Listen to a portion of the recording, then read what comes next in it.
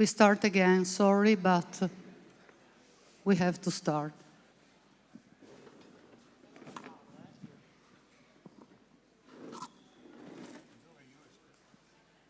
Don't worry, it's fine.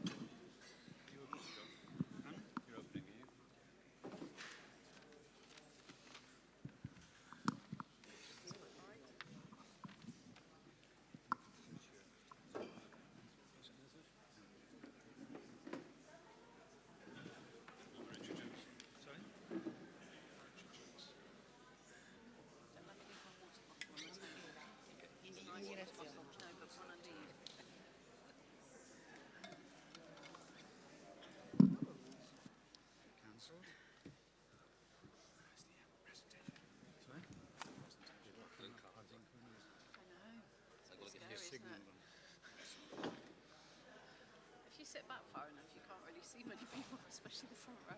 Or I can't anyway. Daniela, do you want to go here? Yeah, I think so. In the middle. In the middle. In the middle. How do you say good afternoon? Is it one pomeriggio? Okay, can you take your seats, please? I might try and say that. Take your seats. Yes, we're already 15 minutes. What did I say? Once more? Yeah. Please, could you sit? So we start again. Thank you. Just set as a timer. I was just thinking that might be helpful. Don't worry then. I'll just... Okay, good afternoon, everybody, and welcome to this session about collaboration and twinning collaboration. The IMHCN started to arrange learning collaboratives between different places around the world. And this has had quite a good effect on informing people about good practice and helping people to develop their community mental health services. And we've done this in a number of different places, and some of the examples are what you're about to hear. The power of networking is really great, because a lot of the innovations that we've developed in the world over the last 30, 40, even 50 years have actually come from people sharing their experiences with others. And you can trace it back quite a long way. And you can guarantee that somebody in the world has done something innovative that you would be interested in knowing about. But the idea, of course, is to actually develop this in more places. So we're going to hear from some experiences in Wales, which is my own country. So I'm glad that we're doing that. Not England. And we won't have to be tied up with bloody Brexit for the next 50 years. But and then we're going to hear from the other side of the world, Los Angeles, and then some other places, Poland, etc. So we're going to start off with Richard Jones. Richard. It's wrong. This is mine. Sorry? No, It's you wrong? have to change this. You have to tell me. No, non questo.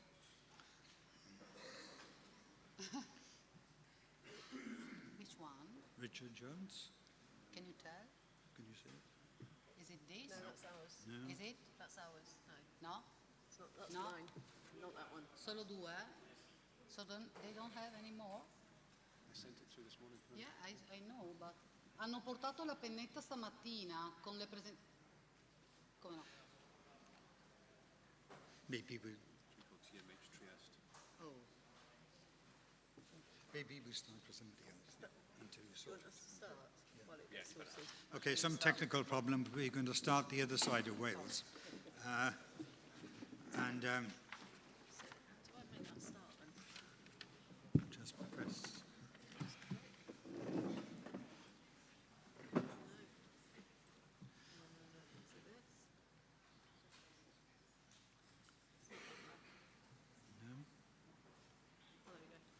Okay. So Catherine Walters, who's a psychologist and one of the leaders of the transformation in one of the health boards in an Iron Bevan health board, and just the name conjures up some excitement because Iron Bevan was the politician that set up the National Health Service in 1948. Thank you. Buon pomeriggio, good afternoon, prananda. John slightly stole my thunder in talking about an Iron Bevan, but that's fine. So thank you for the chance to speak with you today. I'm here to talk about the work in our health board, which, as John has said, we're really proud is named after an Iron Bevan, who was a visionary politician. We might even say he's our own Franco Basaglia. We serve a population of about 600,000 people in southeast Wales, with some of the most socio-economically deprived areas of Wales. I just want to say thank you to John and the IMHCN because they have been supporting us in this work that we've been on, and I'm going to tell you a little bit about our journey. There's loads more work that we're doing, but because of time pressures, we're only going to really focus on talking about 3 areas in terms of our transformation. So it's been a journey. We're still on it. Why did we decide we had to change what we're offering to people who present in mental health crisis? It's because they've told us, that what we're doing is not really fit for purpose. We've had lots of feedback from lots of stakeholders, and our model isn't really sustainable. There are some things that we really struggle with in Wales. We actually really struggle to recruit psychiatrists, and so in many ways, a traditional medical model is quite difficult to keep offering to people, and people actually want more than that as well. And in terms of Welsh Government strategic contexts, there are certain things that are happening. We're being directed to change our crisis offer for people as well. That just implies we've kind of been going in different directions and going round and round for a while, but now we have a sense of direction and purpose. So about 3 to 4 years ago, we developed action learning sets. That's a particular methodology, but the important points to tell you about it are we met on a monthly basis over about 6 months in a multi-agency way with our statutory services, which in a Welsh context means our health service and social services. We had police, the Welsh Ambulance Service, and then we had a range of NGOs, or third sector, as we would say in Wales, service users, carers and their families. And during those action learning sets, we developed a set of principles, values, and a model from which we are now working today.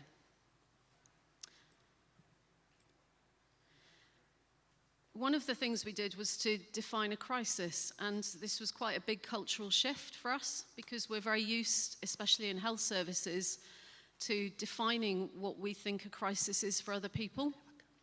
So it felt for some like it was a very brave, some might have even said foolhardy step to say to individuals, no, you can define your crisis. It's not for us to tell you whether you're in crisis or not.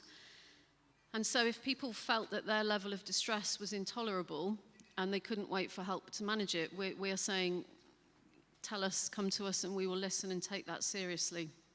I think services often get very worried that they might be overwhelmed, and it's often our defensive mechanism to put ever stricter referral criteria on people. We see that in so many areas of statutory service provision in the UK.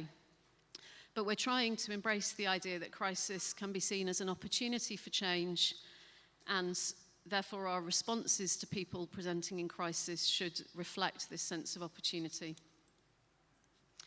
We developed a set of values. I'm aware if I don't read some of these, they won't get translated. So for people who are following in Italian, they might not know. So I'm just going to pick out a few. So the important thing, and we've heard echoes of similar values over the last couple of days, was we treat people as individuals and we respond to them when they need us with dignity and compassion, empathy, respect and kindness. We'll work with you, so we're working collaboratively, moving away from we're the experts and you're a passive recipient of services to we're working together. And possibly the most important one is the last one. We will not decide anything for you or do anything to you without talking to you. So that raises challenges around some of the areas of involuntary treatment, but these are the values and principles that we all develop together. So this is a representation of our whole person, whole system acute and crisis model in Gwent. Gwent is the name for the geographical area that our health board covers. It includes 5 local authority county boroughs. And just briefly, resilient communities are a big part of that with some of those services that already exist. These are all things that already go on in our communities. So we've got some social enterprises, we have arts and drama therapy, we have other psychological therapies, community counselling, depression management courses. In terms of the services that are recovery orientated, these are often provided by the health board. So we have our community mental health teams, we have a primary care mental health service, we have an early intervention psychosis team, a perinatal service, an eating disorder service, substance misuse services, and forensic mental health services. And then wrapping around that is more about how we're trying to do things in a more trauma-informed way, paying attention to the role that adverse childhood events plays in many people who present to services. We've got an exciting peer mentoring programme that's up and running, and Welsh Government has invested heavily over the last 4 years in giving people greater access to psychological therapies, because many of our service users have said we don't just want to be offered medication as an option for managing our illness or our condition. So this is a slightly different way of representing the model, our crisis model, and we're going to focus on sanctuary, the house, and shared lives. The other components are being differentially developed, but for sake of time, we have to pick some that we're speaking. So these are the 3 which we think are the most exciting currently. So I'm going to hand over to Bill, who's going to talk about sanctuary, and then I'm going to come back. Hello. My name is Bill, and I'm in charge of a medium-sized NGO, and we lead on the sanctuary for the Nairn Bevan Health Board. The sanctuary came out of the action learning set where the service users in particular felt they would have liked to have had a space that when they were in crisis they could go and feel safe, even if it was for only a number of hours, with people to talk to, not necessarily a clinical intervention, just a place where they could escape and go and have people talk about their crisis. This was designed in partnership with the service users through the action learning set, and we did quite a lot of research into sanctuary provision that was right across the United Kingdom, and we visited many sites where Manchester was a shining example at the time, and so was Bristol. What we decided to do then was take a consultation right across our service users to see what their thoughts were on designing a sanctuary service. In the end, we consulted with 600 service users. So the project that we're now developing and putting forward for potential funding is completely co-produced and organically grown with our service users leading that model, which we felt was very important. What was quite interesting was when we talked to the 600 different service users was their view on how sanctuary would work for them. And one of the things they felt was they needed someone they could also, besides talking to someone, and also being able to deal with a crisis there and then so it didn't escalate and become more of a clinical model. They decided what happens to them when they left the crisis, what happens to them afterwards, after they'd had the episode. And one of the things that came back really strongly was that the service users wanted a wrap-around service. So they wanted to make sure that after they'd gone to a sanctuary provision, they weren't just left at the end of that intervention with nothing to move on to. They wanted a planned exit. They wanted to know what other activities were out there for them, what other support was out there for them, but also what other organisations in the vast array of organisations we have in Wales could help and support them. Some of the main ones coming up was loneliness. loneliness triggered quite a lot of crisis. So did debt. In Britain at the moment, we have quite a high level of poverty, both in-work poverty and out-of-work poverty. And as we know, that's a very stressful situation. So if you are having mental health problems, that can just give that extra thing to push you into crisis. So the whole point of Sanctuary is to just try and break that crisis early, give them somewhere where they feel that they can be open and expressive. That's not a doctor, that's not a clinical model. It's just people like peer mentors who've been through things themselves with their life experience, but also a place where they can feel safe for a number of hours. Part of the consultation as well was we were very specific about what hours they felt the crisis often happened. And this was between 9 o'clock and 3 o'clock in the morning, and mostly Thursday through to Sunday. Weekends being probably one of the highest times when crisis happened, where there was no alternative provision for them to access.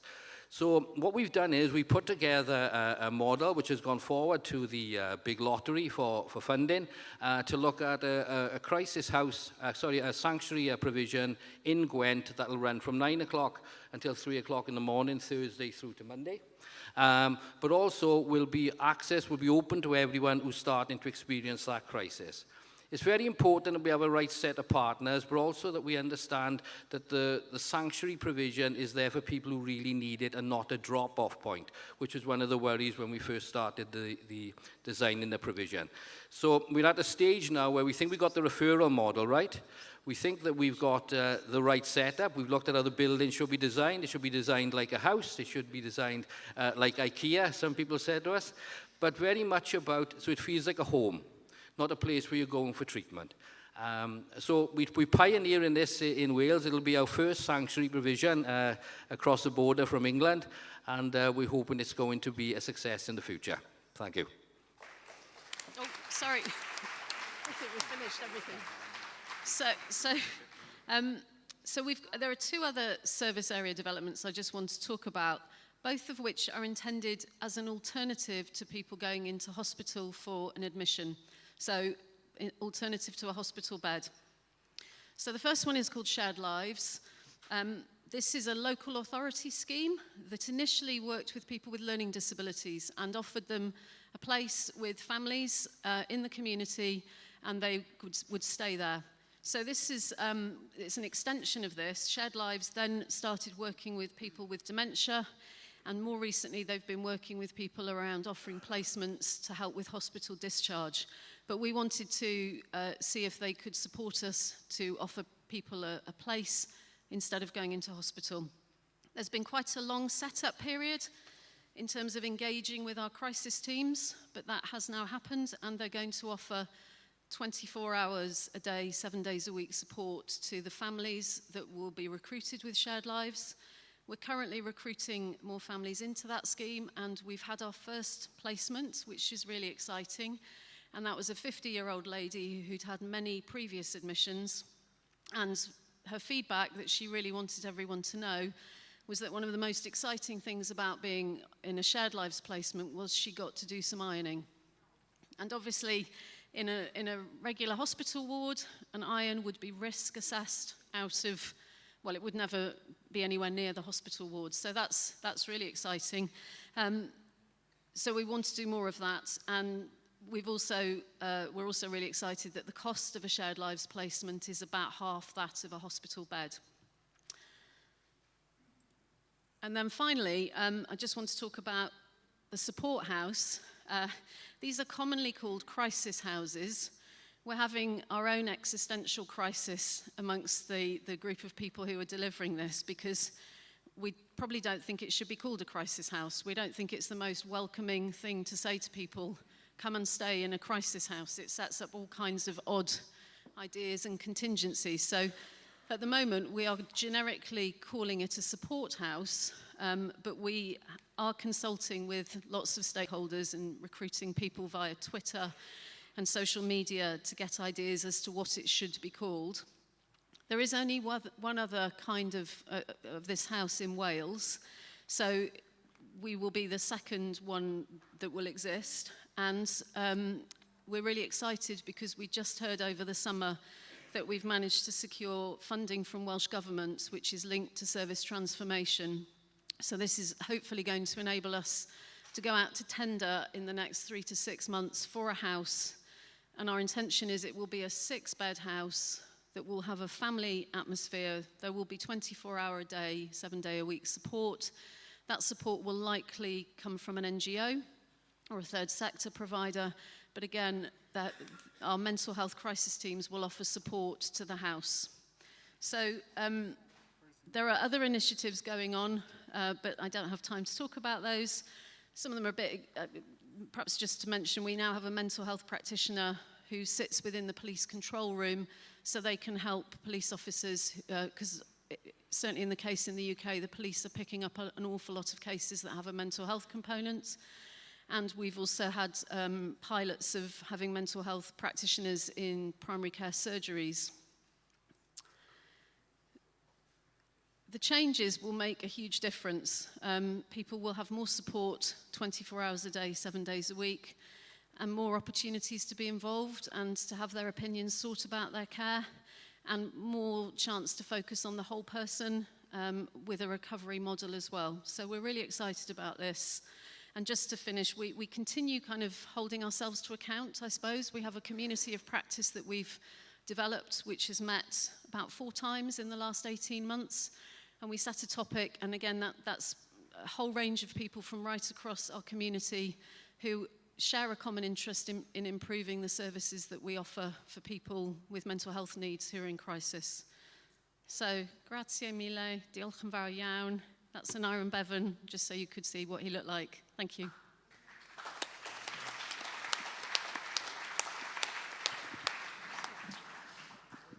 We'll take some questions at the end of the sessions. Now we're going to pass to a different health board in West Wales, and I think Richard has got his slides fixed now. Yep.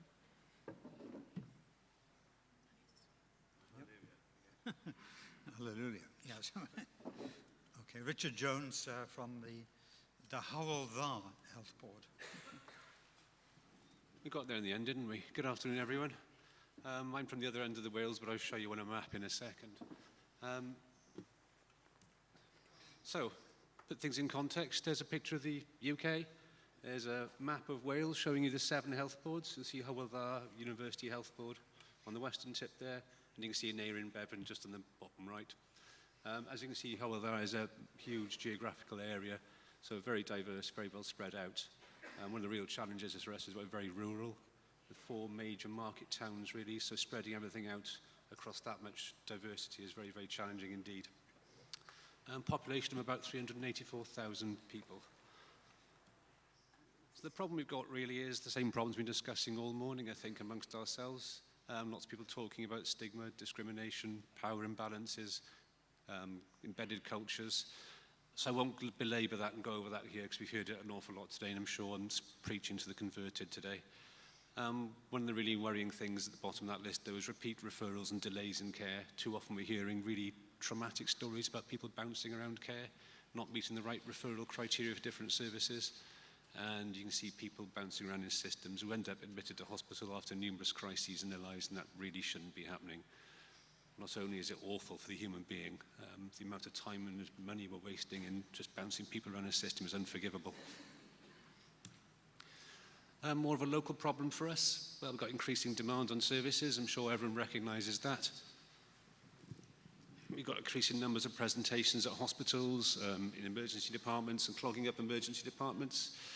Increasingly full hospitals, our bed capacity is filling up year on year, and I looked at the figures recently and it's about an average of 110%. I mean, how you fill a hospital up to 110% is beyond me, but that's where we're at the moment. Increasing use of the Mental Health Act. That's our legal framework for coercive and involuntary care, if you will. And that's increasing, and that's a worry. We've got unsustainable adult mental health services. We can't recruit and retain professional bodies, so we haven't got enough doctors, we haven't got enough nurses, social workers, occupational therapists, psychologists. We're really struggling to recruit these people and retain them. And we know we can't fix this ourselves, and frankly we shouldn't. We've got to start looking around and asking the people around us, what can we do to make this better? Hence part of our collaboration with Trieste and getting involved with IMHCN and really look into the people around us as well in our localities, saying, how can you help us improve this? Our aspirations, I think I've discussed this here before, but we want to be a more integrated service that's more responsive to people, their needs and their goals, to be accessible 24/7, not just 9 to 5, Monday to Friday. A cross-service one-stop shop, so you don't walk up to one place, then be told you need to be somewhere else, to be told you need to be somewhere else, and you're now on a waiting list for that place. You just walk up, you get seen, and we start to address things with you. So you don't sit on a waiting list. We don't want to be admitting to people to hospital unnecessarily just because we don't have an alternative. So we want to develop time-out opportunities and hospitality, really important lessons we've learned from Trieste over the years, and day time-out and meaningful activity. So care closer to home with specialist inpatient provision. So I mentioned before, a diverse geographical area with inpatient units spread everywhere. We want to centralise that and just have a core of professional people there who can work longer hours, more senior people available, more hours of the day. And more professionals probably willing to come and work for us if they can work in that kind of a situation. We want to deliver our services in greater collaboration with our partners. As I said before, one point of access, and really investing in the development of our workforce, building our skill mix, and valuing different skill mixes as well. People with lived experience in mental health problems, working more collaboratively with the third sector. And I'm sure they will tell you in this part of the country that an open door is not just something physical.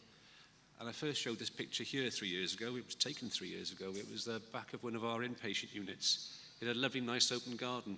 And that year, somebody in the health board decided that mental health unit shouldn't have a lovely, nice open garden. And they put that up. It's charming, isn't it? And that's at a time when we started our transformation process. So it brings tears to the eyes sometimes. We have problems with our ward environments because of the law in the UK, health and safety, numerous coroner's reports. People shouldn't die in hospital. We all agree with that. We can't keep taking away things all the time and making our rooms and environments inhumane and inhospitable. So all our bathrooms look a bit like that. As you can see, everything slopes downwards and it's all very easy wipe and very easy to clean. And you can't see a door in that particular picture because it took all the doors off our bathrooms as well, because it was a health and safety risk. I'm pleased to announce 3 years later we've finally got some doors back on the bathrooms, but they're not great. They're sort of half doors. It's better than no door, I guess. That's a bathroom in Trieste, I'm led to believe. This is slightly different, a bit nicer, and I bet that bathroom's got a door. I won't bore you with the details here, but we went through 2 years of engagement and then a public consultation. We had lots and lots and lots of meetings, and we saw lots of people, and we did service exchange visits as well. And we ended up with this. This is our new model for mental health care. It's built from the ground up. So on the bottom, community mental health centres. That's a familiar phrase here. We plan to build 4 of those. There'll be one 24/7 CMHC in every county. Carmarthenshire, being the most populous county we have, will have 2 of them. Initially with a 12-hour community mental health centre opening in Carmarthen, but in the public consultation, a lot of people said to us quite rightly, why do Carmarthen people not get a 24/7 one? So we're looking into the finances to see if we can make that work. I'll talk you through the details of all of them in a little bit. 2 centralised inpatient units, 1 admission unit with 14 beds, and 1 treatment unit with 15 beds. And people wanted a single point of contact. So wherever they were in the 3 counties, they wanted to be able to pick up a phone, speak to us, email us, get hold of us in various different ways. They wanted a single, easy-to-remember number, and they wanted to get hold of someone with local knowledge. So we're just working on that at the moment. So in our 24/7 CMHCs, they're there. You can walk up any time of day or night when they finally open. Urgent assistance in crisis situations. They'll have outpatient services, therapies, treatment support, all the usual stuff. But critically, we want these fronted by the third sector. So they're nice, inviting places to go. We want them to be part of the communities, and we really want communities to own these places. It should be something valuable that you go to anyway, that you would use and has value to society. Destigmatising what's there and what's behind the doors as well. We also want to offer crisis and recovery beds and daytime hospitality there. And again, we don't want to run those crisis beds. They'll have a minimum of 4 beds in each one, but I'm reluctant to say beds because people start imagining all sorts of inpatient ideas. It may have 4, it may have more, depends on what the local area needs, and it won't be staffed by us, primarily. Central assessment and treatment units, fairly traditional units, but one will be 14 beds, and it will have provision for what we call Section 136 of the Mental Health Act. That's when a police officer picks up somebody and brings them to us for a further assessment. So we have a special suite for that there. And I should have said that in our community mental health centres, we'll also have provision for that, but a much softer provision for that. So it's a much nicer environment to come into, and we call it a non-health-based place of safety. We want to bring up the skill mix in our inpatient areas as well. So we want more therapeutic teams, we want more support from housing agencies, benefits agencies, people who can help with finances, and critically, people with lived experience of mental health problems as well. On a single point of contact, being able to contact us any way you want to, but also having access to a skilled mental health practitioner, can be used by anyone. And we've just finished working up the model for that, and now it's really about accessing some money, because we have the right plan in place. We're intended to process around that. So, progress on all the projects so far. Our health board, the chief executive, etc., signed everything off in January last year. We established an implementation group. Critically, that's chaired by the deputy chief executive, so that gives us real power and authority behind making decisions and gets us wider health board support. And very critically as well, we've also got parity of esteem with wider health board transformation. So the whole health board's gone through its own transformation at the moment, and they now have 3 main branches to that. One is called Transforming Our Hospitals, one is called Transforming Our Communities, and the third arm is called Transforming Mental Health and Learning Disabilities. So we're right up there now with parity of esteem, which is great. And we started our pilot sites off. So just established is the Llanelli Twilight Drop-In Service, or Drop-In Sanctuary. We commissioned 2 NGOs, third sector organisations, in Llanelli Town Centre, our largest town with the most deprivation. They now open Thursday evening through Sunday evening, 6 p.m. till 2 a.m. as an open access drop-in service. Critically working with 2 large national third sector organisations, they got access to loads and loads of support, and they can give loads of advice with housing, finances, recovery. They're very recovery-focused third-party organisations as well, so it's really good. Just started, so we haven't got any data back from that, but that'll be really exciting to see.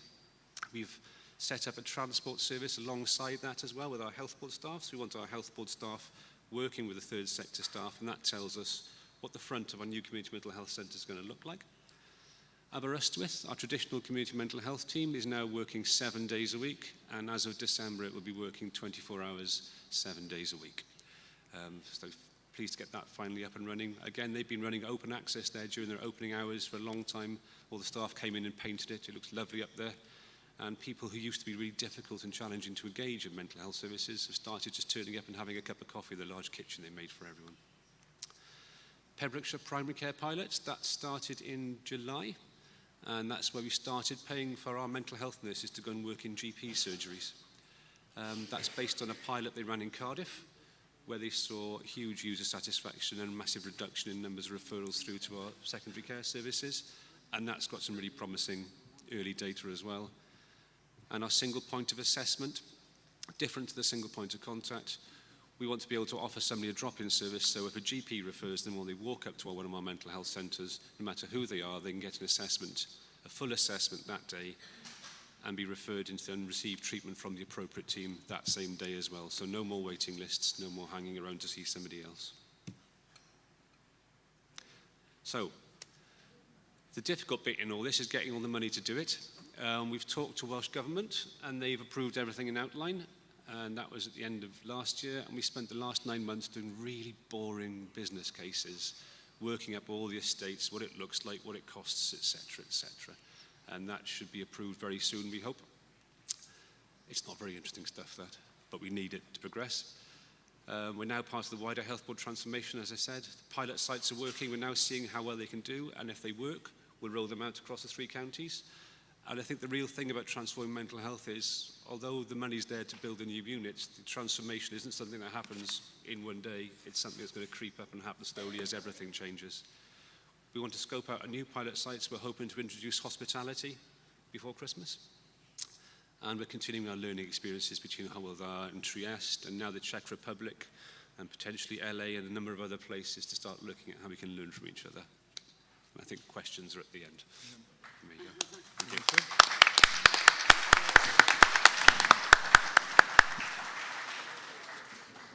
course, in both these examples, these things are happening after the institutions have closed. So it just doesn't stop at closing institutions. Well, it didn't in the UK anyway. And to some extent, it just began, as you've heard.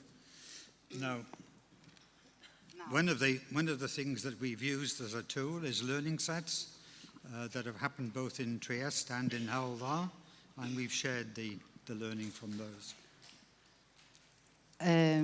Buongiorno di nuovo. In mezzo a tutto questo inglese io parlerò in italiano, è meglio perché farei una pessima figura. Niente, io sarò brevissima in realtà perché semplicemente vi dirò qualche concetto, diciamo, legato a questo lavoro di collaborazione che c'è stato e che c'è tuttora con HALDA, che è difficile da pronunciare. Allora, riesci a mettere quelle che volevi mettere all'inizio? Grazie. Semplicemente vi dirò che questo dipartimento, come avete capito, è dal 1974 che lavora collaborando con l'OMS ed è dal lontano 1987 che è diventato un centro collaboratore. Questo è successo anche perché tutto questo movimento che c'è stato all'interno di questo dipartimento ha fatto sì che ci fosse la possibilità di molti incontri, di molti scambi, e questi scambi poi pian pianino si sono strutturati sempre di più, sono diventati delle study visits che ci impegnano moltissimo, oltretutto sono dei momenti sì di scambio ma anche ovviamente con operatori dedicati che durante il loro lavoro accolgono anche persone che non sono solo visitatori, anzi sono peer, sono familiari, sono manager, sono stakeholders in generale, policy makers eccetera, per cui tutto questo lavoro che produce una serie di visite che accolgono dai 500 agli 800 persone, visitatori ogni anno, è un bel carico per il Dipartimento, però poi in qualche modo produce delle situazioni che in qualche maniera ci appagano anche, perché noi possiamo andare a vedere alcuni posti, alcuni servizi, conoscere delle persone e conosciamo qui delle persone che sono veramente interessate a questo lavoro. Questo è successo anche con il Galles. Abbiamo avuto la prima visita, diciamo, di questa serie nel 2014 e poi con una serie di visite di studio, di scambi, anche durante gli international meetings abbiamo fatto dei workshop con il learning set fatto in contemporanea tra Trieste e il Galles, e abbiamo avuto modo di avere dei momenti di condivisione. Da questa prima parte di visite è nata una collaborazione, una convenzione per cui formalizzata tra la SUIZ e la HALDA University del Galles, perché appunto c'è stato questo desiderio di formalizzare questo non era più un momento, diventava qualcosa di più anche progettuale, perché le persone che sono venute qua hanno visto un'opportunità di poter in qualche modo cambiare e di risolvere alcuni punti critici, così come per noi è stato molto interessante fare una visita a Carmarthen, per esempio, vedere dei servizi eccetera, dove veramente c'è stata data l'opportunità di vedere delle cose che magari qui siamo un po' più carenti. Questo decreto che è nato, è stato firmato sostanzialmente nel 2015, vede il supporto anche dell'International Collaborating Network, Mental Health Collaborating Network ovviamente, ed è basato sull'idea di sviluppare e di innovare i servizi da ambo le parti, sempre con questo approccio whole life, cioè dove finalmente la persona viene messa al centro, si bada a tutta la sua vita, e ovviamente andando però anche a cambiare i sistemi. Noi abbiamo ovviamente degli scopi, ma comunque in generale è inutile che scendiamo nei particolari di questa convenzione, c'è quello di condividere, di scambiare, sempre nell'ottica di miglioramento. è ovviamente di aumentare le conoscenze, di poter in qualche maniera mettere insieme tutto l'expertise da ambo le parti, perché bisogna sempre essere anche umili, ci si può imparare ovunque e noi spesso dobbiamo imparare su alcuni punti, per esempio organizzativi, su alcune specificità che per esempio nel Galles noi abbiamo trovato. Abbiamo avuto anche noi appunto questo Action Learning Set, l'abbiamo fatto congiuntamente al Galles e sono andati in modo parallelo.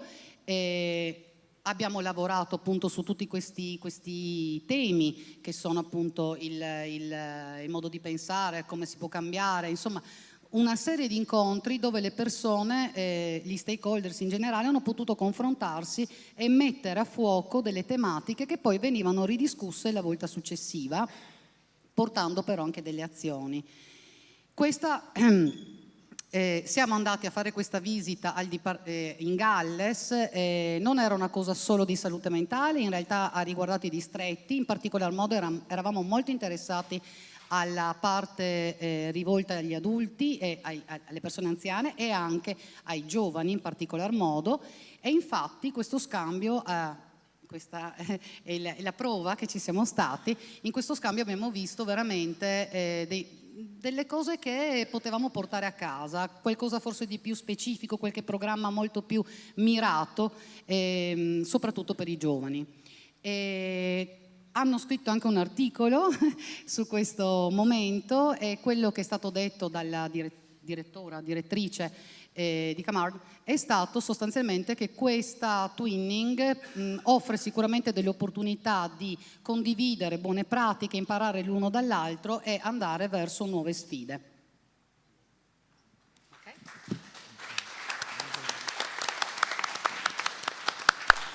Thank you, Daniela. Thank you. Okay, now we're going to have a change of world situation. We change the platform and thank them again from Wales. May I take this? Do you prefer to have it? Yeah. And can I invite our colleagues from Los Angeles, please?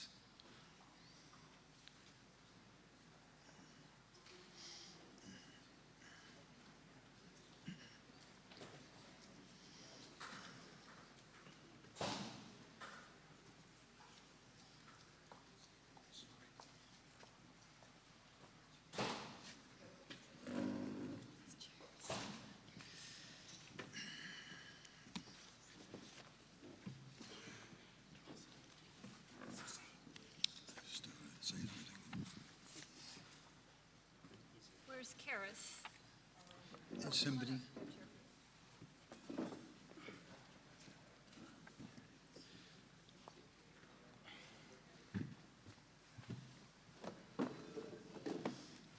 So, is that all?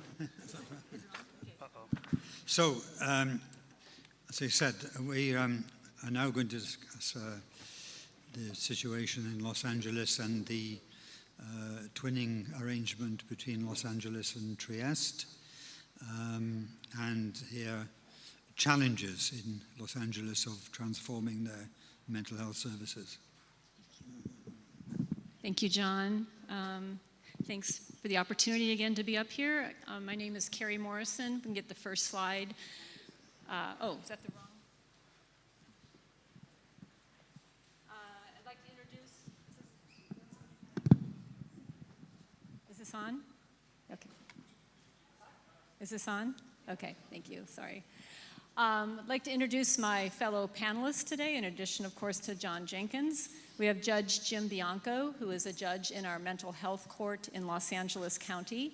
Dr. Tom Insel, a former director of the National Institute for Mental Health in the United States and currently chairman of the board for the Steinberg Institute, which is a nonprofit who addresses mental health policy in the state of California. And recently, our governor, Governor Gavin Newsom, appointed him to be his special advisor, or czar, on mental health policy reform in the state of California. Tommaso Bonavigo, honorary Los Angelino, and Karis Myrick, who was recently hired by the head of our Department of Mental Health, Dr. John Sharon, to be Discipline Chief of Peer Resources. So we're going to talk to you a little bit today, we're going to try to do this within our time frame, about our pilot that we are working on. It has an acronym. It's True Recovery Innovation Embraces Systems That Empower, which stands for, of course, Trieste. But before we go into that, I wanted to, we have a video from our County Director of Mental Health, Dr. Jonathan Sharon, who many of you met when we were here 2 years ago. He had a family emergency on the East Coast, and he so wanted to be here, but we went ahead and recorded a video message to share with you to get started. So, play that video. Turn the lights down. Hey everybody, it's John Sharon from Los Angeles County Department of Mental Health. Unfortunately, I won't be able to join you all in Trieste this year for the conference, and I'm really sad about that, but I have a very sick relative in the family, and we're all going to be getting together while you're in Trieste. The first thing I really would like to say in greeting you all is to salute Roberto Mazzina, my friend and colleague and hero, who is finishing up his tenure as a director. Roberto is an inspiration to me as a human being, and he is one in a line of titans in our field, going back to Basaglia, who does deserve a Nobel Prize. There's so many things to talk with you about and tell you about, some of which is happening in Los Angeles and some of which we're aspiring to achieve. But I can start by telling you that a year ago, when we were in the midst of planning a Trieste-type pilot, I had the honor of welcoming Roberto and several colleagues from around the world to visit with us here in Los Angeles and to see the conditions for those who are suffering from mental illness and a lot of comorbid addiction. And we weren't shy about showing what we have here. We have a broken system. We have thousands, tens of thousands of people in our streets. We have thousands of people in our jails who are suffering from mental illness, and because we don't provide them adequate access to service and engage them as human beings with our hearts, they languish. And we recognize that this is a problem for us as a mental health department, but it is a bigger problem for our collective and for our society and culture, because we do not have a fundamental appreciation and respect for inclusion. We don't understand that individuals who are sick require and deserve autonomy, purpose in life, belonging. And it's only when we can engage those fundamental principles that you have shown and that shine so bright in your system that we will have a chance at addressing the epidemics that are faced in Los Angeles County and frankly in many of the urban centers around California. Perhaps most important in the work that we're doing in Los Angeles County is driving a peer movement. We recognize, we embrace, we celebrate the role and the importance of those who have lived experience. Most recently, within the past year, I had the honor of hiring Karis Myrick to be our peer chief. And she is with you now. She's teaching me more than my most trained clinical colleagues about the art of mental health and the art of human service delivery. With her, we're building a division within the department. We're also pressing for state legislation to bring money down to the county so that we can support a larger and larger workforce. We're informing our work from the inside out. We're developing new ways to engage those who are not interested in engaging or have been traumatized by their experience working in the system, engaging the system historically.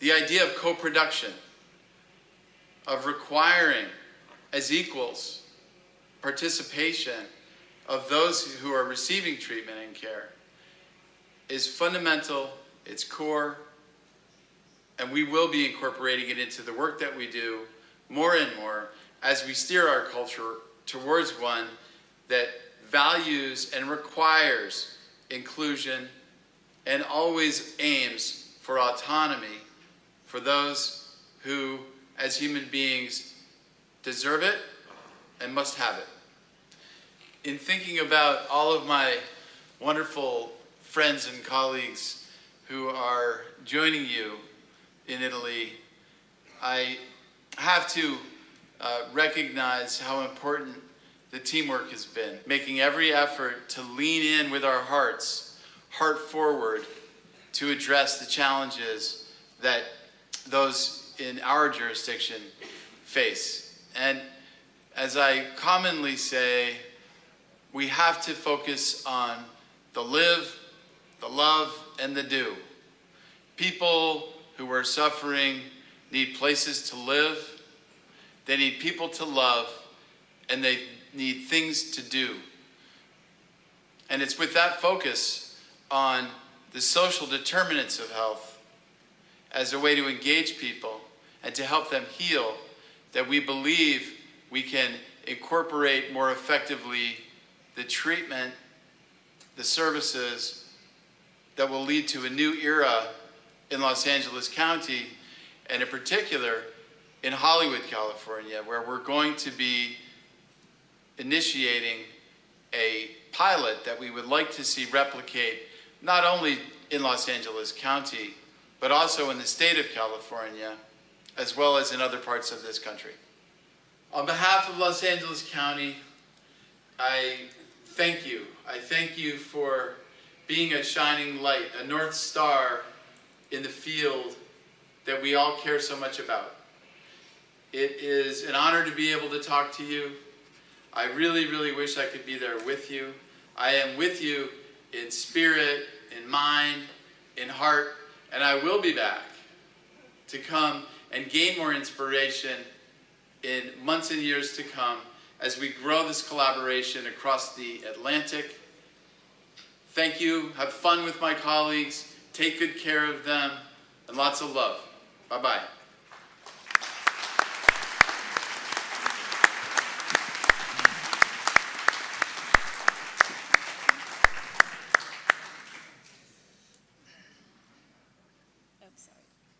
So where did this start? 2 years ago, we were in this audience.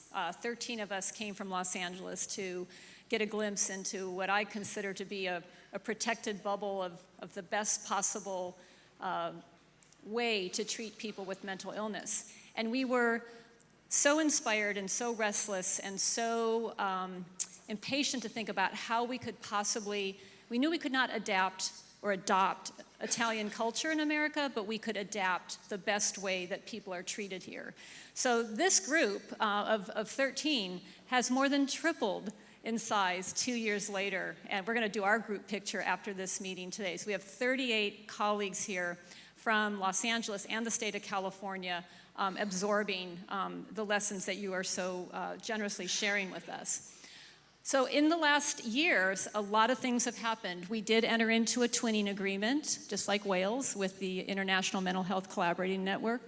Our group continued to meet on a monthly basis, and we did it the Italian way over wine and food to try to, kind of carry on the spirit of our discussions that started here in Trieste.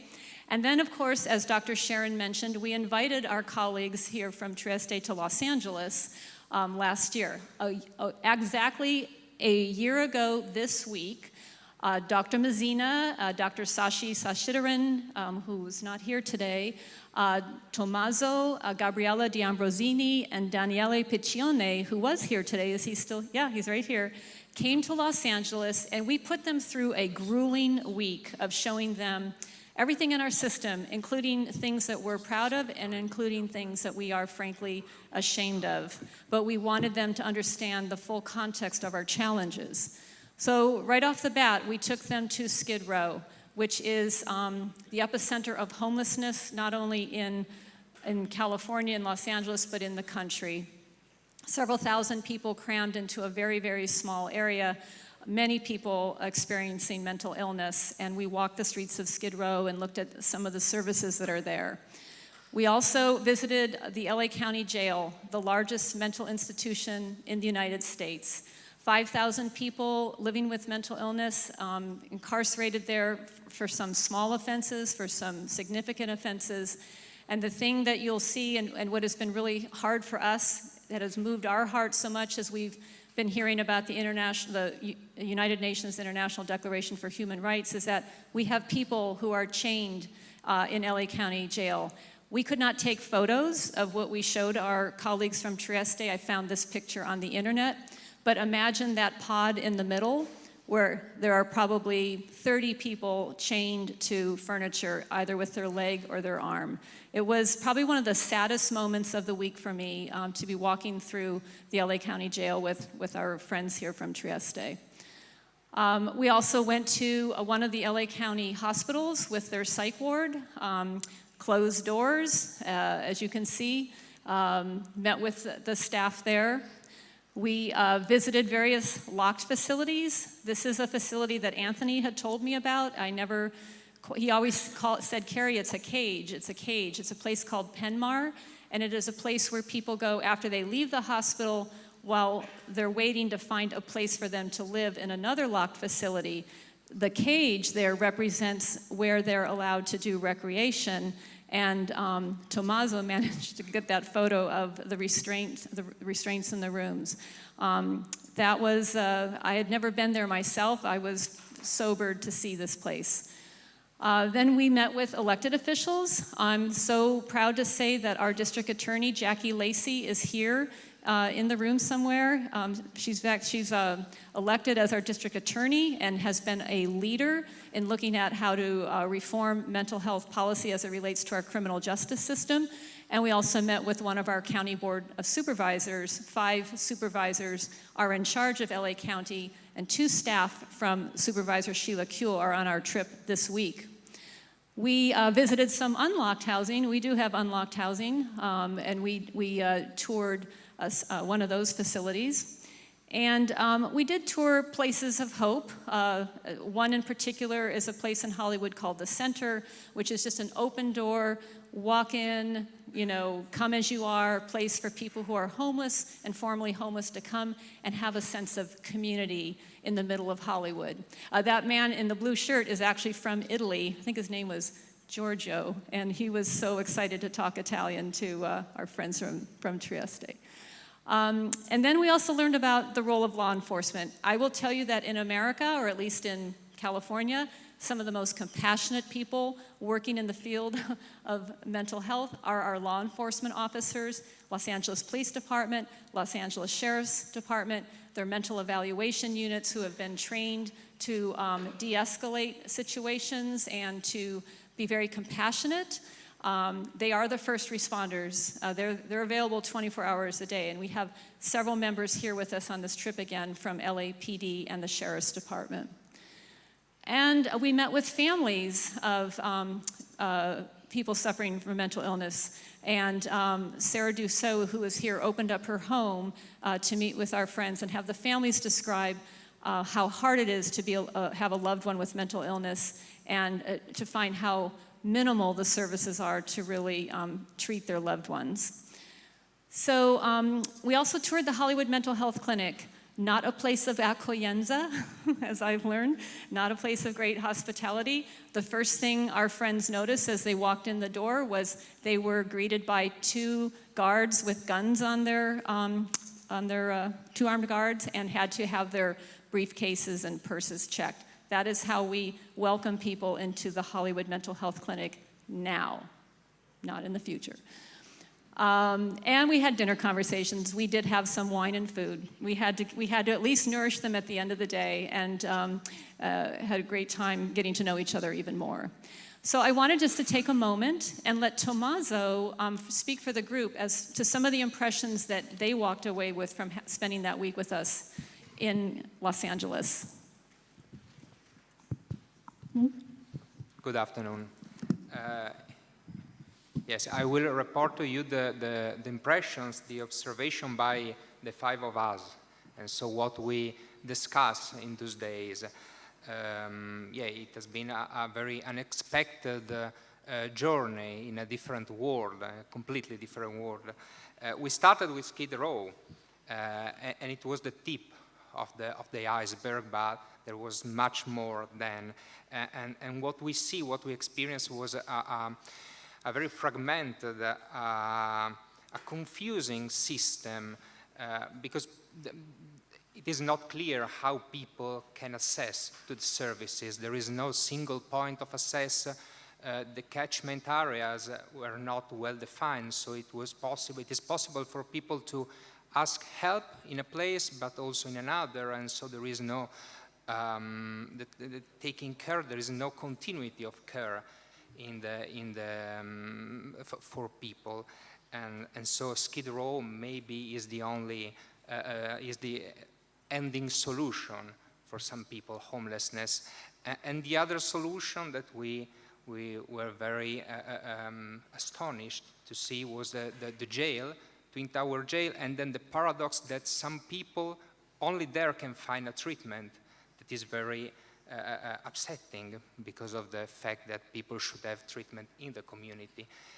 And then we see also the good work, also the mental evaluation team and the mental evaluation units by the sheriff department and the Los Angeles police. It is a good example of collaboration, and also the work with of the NGOs, association groups, informal groups. That is very that is the more vital part. And and then we have those meetings with the family members, and what we saw more was the fact that there is no connection between family members and the mental health department, and that seems to be a very a resource that is not considered. That is something that, if it could be used more, it can be created a connection with family members that could be more help for people. And many other things, the local facilities, but there's no more to say. Thank you, Tommaso. Okay. And let me conclude with, yes. We were very happy for the political and social will and the community will to change. I think that is we felt that. We felt that. They didn't abandon us. They said they would help us. Moving along then, Dr. Sharon has identified a pot of money in the state of California that would fund innovation in mental health programs and policy. So to prepare to present a proposal to the state of California, he hired a consultant to work on a proposal, and we came back to Trieste in December of 2018 to help open the eyes of our consultant to the work here and continue to further our discussions about what this pilot proposal could look like in Los Angeles. I just love this picture right here with Cavallo. So now I want to ask my two colleagues here just to share briefly a little bit about the distinctions between the Italian system and the American system. And with this first slide, I'll ask Dr. Ensel to elaborate. Well, thanks, Carrie. Just very quickly, for the sake of time, one of the, I think, major differences that all of us feel over the last day in looking at these great presentations is so many times we've seen the diagram with the person at the center. This whole idea is that we're building person-centered care that's very sensitive to the needs of users. The American system has the payer at the center. That's true for healthcare generally. It's a payer-driven system in which, either on the private sector side with private insurance or in the case of California, for about a third of the population who is in the public sector being paid through government funding. The decision about what care is given, what services are provided, is ultimately a payer's decision because they are determining what actually gets reimbursed.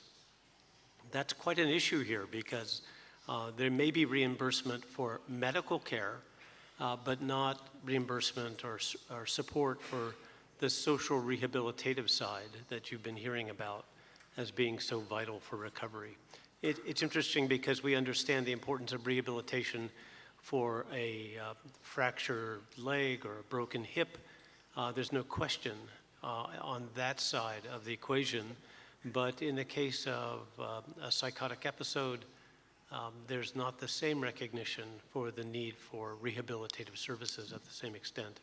So I think we are going to be dealing with some real challenges in trying to bring together the Trieste model in a place like Los Angeles, as Carrie just mentioned. The fortunate piece is that we have an extraordinary piece of, you could call it social justice in California. Since 2004, we have something called the Mental Health Services Act, which is a tax on millionaires. So all the millionaires in California pay 1% tax towards this mental health services approach that includes the innovation funds that will allow for reimbursement for the kinds of services that we're interested in here, at least on a pilot basis. It will depend on the results of that pilot whether we can make the case that this is worth trying to get more sustained funding for, and that will be an important question to try to answer over the next 2 to 3 years.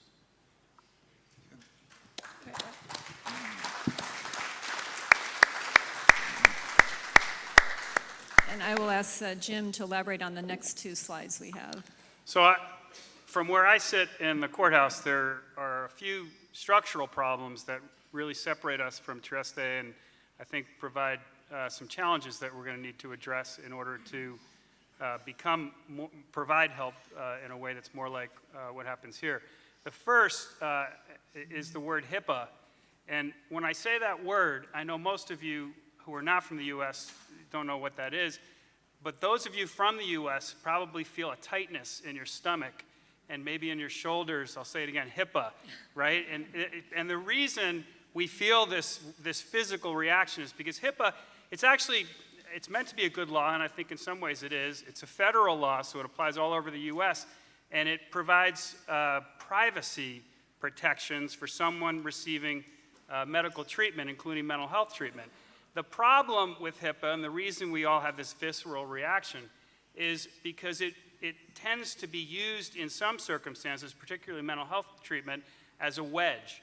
It provides a wedge between outreach workers who are trying to help someone into a hospital setting because they need that care.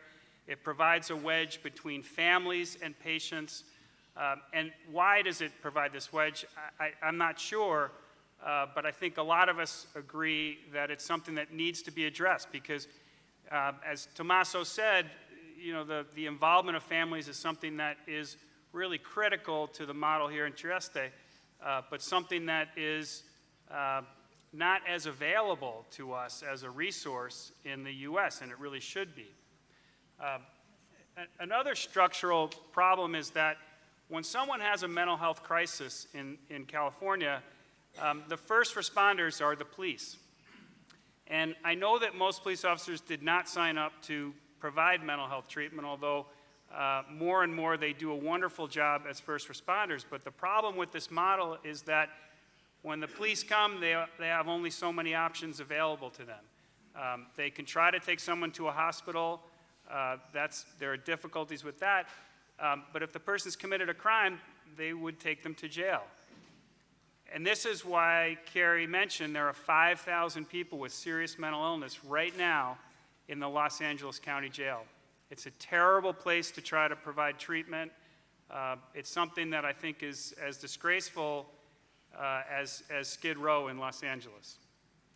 And to compound the problem, although we've started to do some good things with getting people out of the jail into good quality treatment in the community, We just don't have the capacity that we need in order to make that transition. So a lot of times when people are released from jail, they're simply released to the street. There's no continuity, there's no follow-up, there's no or very little opportunity for that person to then continue to receive good quality treatment.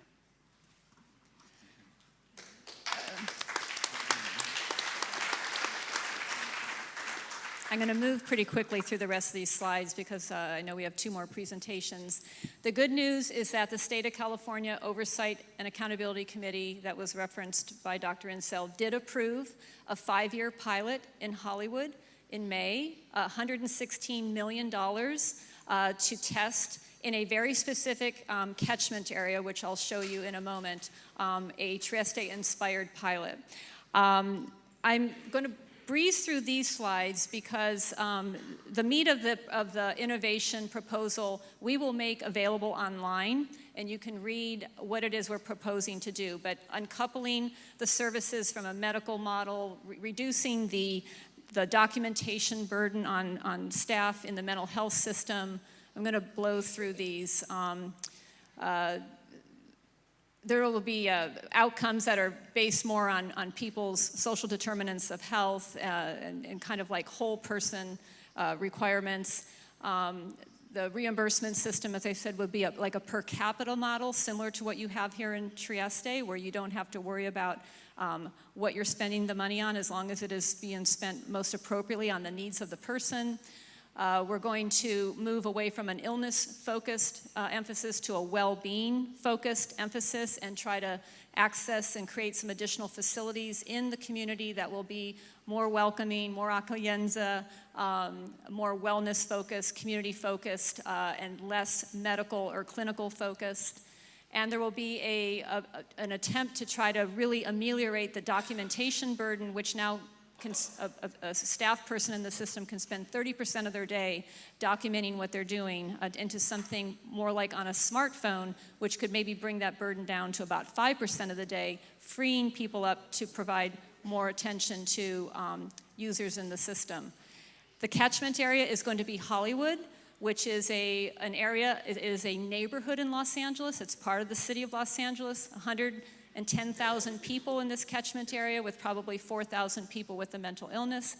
And I would like to have Karis, who is a resident of Hollywood, address her vision for how peers are going to be integrated into this pilot that we're going to be working on. Sure. Thanks, Carrie. So, and I also live in Hollywood just by chance. So I moved back to LA from Washington, D.C., where I work with the federal government, and moved to Hollywood to find a lot of homelessness, people really literally sprawled out on the sidewalks in front of my home. And it was really heartbreaking for me because as a person with the lived experience of a schizophrenia diagnosis, working in the system and then seeing people go through what I had gone through is incredibly heartbreaking. To go through the systems that I've gone through is incredibly heartbreaking. So I'm very pleased to be with Los Angeles County working in the role of the discipline chief for peer services. And already we have over 300 peers that work in Los Angeles County, both directly for the Department of Mental Health as well as with contracted agencies that contract with the Department of Mental Health. Unlike Italy, we do have ways of funding living wage. Our peers are part of a union, a work union, and they can be funded by billing to our Medicaid, which is our insurance, or there are other mechanisms in which they can actually be paid and work on treatment teams as well as do the psychosocial rehab. So my vision for peer services in Los Angeles, we have 2 peer respites that are not located in Hollywood. I would love to see a peer respite, which is somewhat like a sanctuary. People might not stay as long, but it's somewhat similar. I would love to see family respite, actually, because we also hire families as peers who work with other families, so to have a place that families can go and get some respite when they need extra support and get it any time of the day or night. We have peers who are what we call tech peers, and they're peers who work with our other clients or consumers in helping them to use some of the technology that we'll be introducing.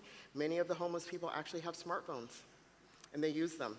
So wouldn't it be cool if they could actually use them to get services and supports and connect to others whenever they want 24/7?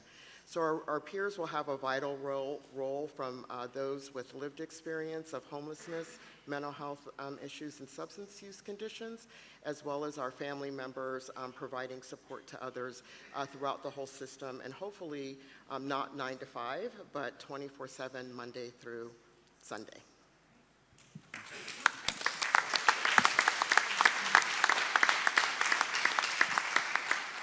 So hopefully we can come back in 2 years and we will have something exciting to report. We have a year of planning before we launch this pilot. It would probably start in the quarter of 2020, which means we'll be back here in the fourth quarter of 2021 to let you know how it's going.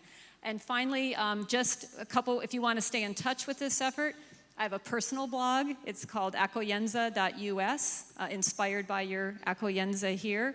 And then heartforwardla.org is where we're tracking some of the official experiences, and you can find a copy of the pilot proposal there as well. So thank you all, and we look forward to seeing you in 2 years.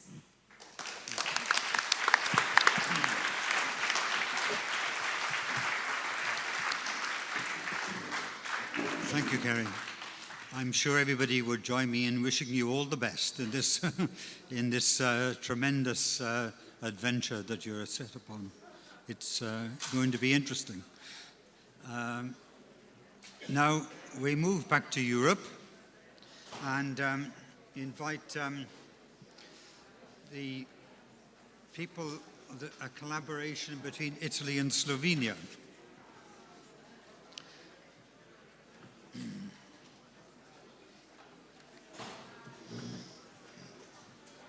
Are you Alessandro? It's about 15 minutes. Yeah. Sorry. Okay.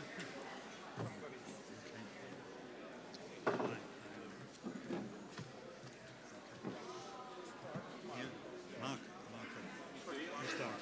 Okay. Marco, yeah. Okay, Marco will start. Buongiorno, mi chiamo Marco Visintin e lavoro in un centro di salute mentale 24 ore a Gorizia, che è una città molto più piccola di Los Angeles, a 40 km da Trieste.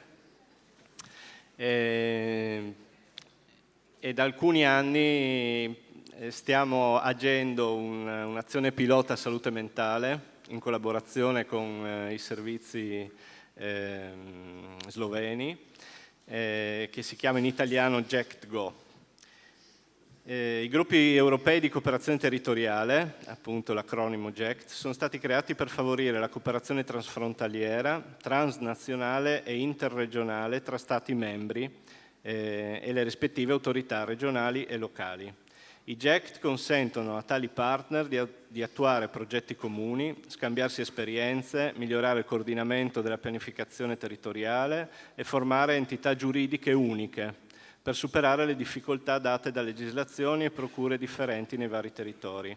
In particolare, questo gruppo di lavoro si è proposto di collaborare per coniugare il modello di salute mentale sloveno con la tradizione e le pratiche territoriali che contraddistinguono il modello della salute mentale italiana, dove l'opera di deistituzionalizzazione attuata da Franco Basaglia, culminata con la 180 del 78, ha permesso la chiusura degli ospedali psichiatrici e la realizzazione di dipartimenti di salute mentale che attraverso i CSM hanno favorito il superamento del modello incentrato sull'ospedale psichiatrico.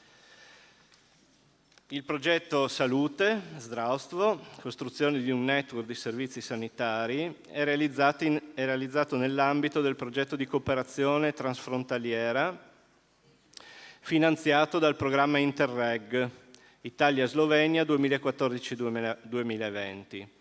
È attuato nel territorio dei comuni di Gorizia, Nova Gorica e St. Peter Vertojba, poi vedrete la mappa che è un piccolo territorio, sono in totale 73.000 abitanti, in collaborazione con l'azienda 2 Bassa Friulana Isontina, l'ospedale di San Pietro, la Casa della Salute di Nova Gorica e l'ospedale psichiatrico di Idria. e rappresenta il primo tentativo di comparazione, analisi e ricerca di sinergie tra servizi sociosanitari italiani e sloveni e grazie alla creazione di una rete transfrontaliera intende migliorare la qualità dei servizi sociosanitari nell'area dei comuni che vi dicevo prima, Gorizia, Nova Gorica e San Pietro Vertoiba. Questa è la mappa. Ok. Il territorio è piccolo, sono 35.000 abitanti sul versante italiano, Gorizia, non si riesce a vedere benissimo il confine e sulla destra avete Nova Gorica e St. Peter con diciamo altri 37.000 abitanti. Gorizia è una città di confine dove da sempre convivono culture diverse, lingue diverse, quella slovena, quella italiana, quella friulana. Per moltissimi anni dopo la Seconda Guerra Mondiale è stata diciamo, la prosecuzione della cortina di ferro tra il blocco occidentale e quello orientale. E il parco stesso, il parco Basaglia, ex manicomio di Gorizia, dove appunto adesso ci sono vari enti, c'è la direzione dell'azienda sanitaria, c'è anche il centro di salute mentale, era il manicomio, diciamo uno dei manicomi il cui lato est era anche il confine di Stato. Ed è la città dove Basaglia negli anni 60 è arrivato e da lì è partito il processo di riforma della psichiatria in Italia e ci auspichiamo che una nuova riforma della salute mentale possa partire anche in territorio sloveno. L'organizzazione del GECT è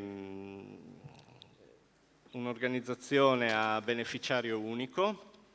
C'è un'area, un finanziamento sul progetto Salute che vedete sulla sinistra, un finanziamento sul progetto Turismo Sostenibile, è una progettazione 2014-2020 ma è partito, i progetti praticamente sono partiti nel maggio 2017. L'85% proviene dalla Commissione europea, il 15% il finanziamento nazionale italiano.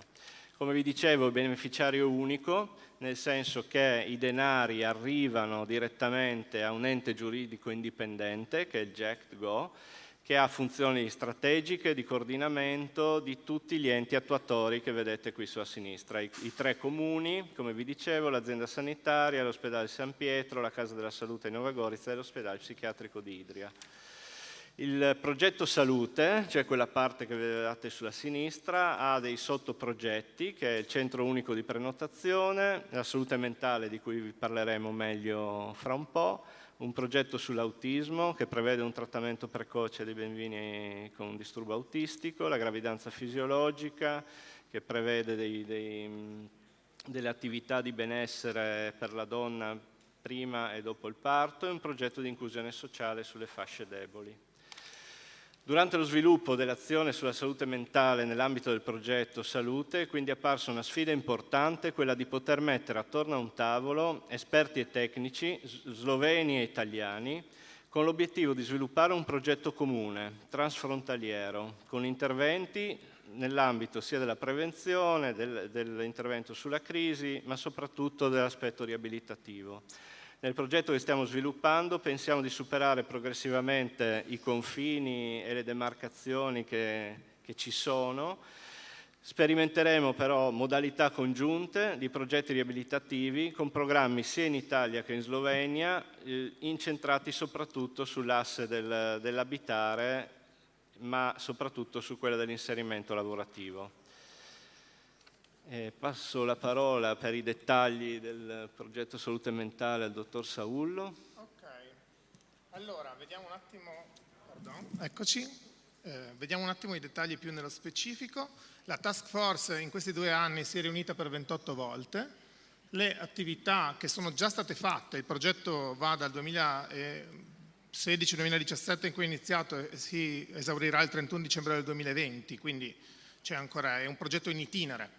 In questa fase è stata costituita l'equipe medica congiunta, poi peraltro il termine equipe medica non è un termine soddisfacente perché in realtà l'equipe medica è il termine contenuto nel progetto quando il progetto è stato costituito, ma nei fatti noi abbiamo costituito delle equipe multidisciplinari in cui I medici, gli psicologi sono la minoranza dell'equipe, che invece è formata per la gran parte da operatori della salute mentale che lavorano nell'area del comparto, nell'area del sociale, quindi assistenti sociali, educatori, infermieri, tecnici. Oltre, ovviamente, ci sono anche psichiatri e psicologi.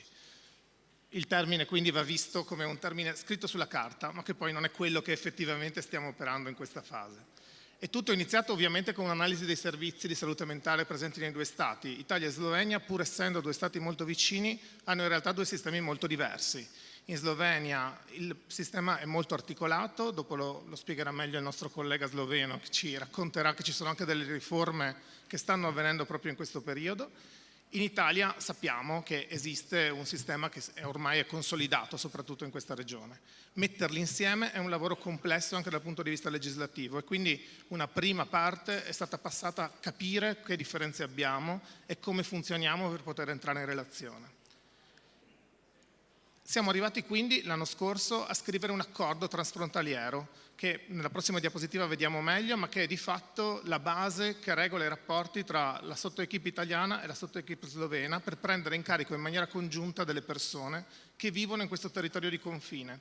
In realtà l'ispirazione fondamentale del GECT è pensare che persone che vivono a 100 metri di distanza non possano usufruire alternativamente, se hanno bisogno di abitare da una parte, anche se vivono dall'altra parte del confine, poter usufruire in maniera indifferente dei servizi sanitari dall'altro lato, perché in fondo 100 metri, una strada attraversata, non possono fare la differenza in termini di bisogni e quindi anche in termini di cose che si possono ricevere.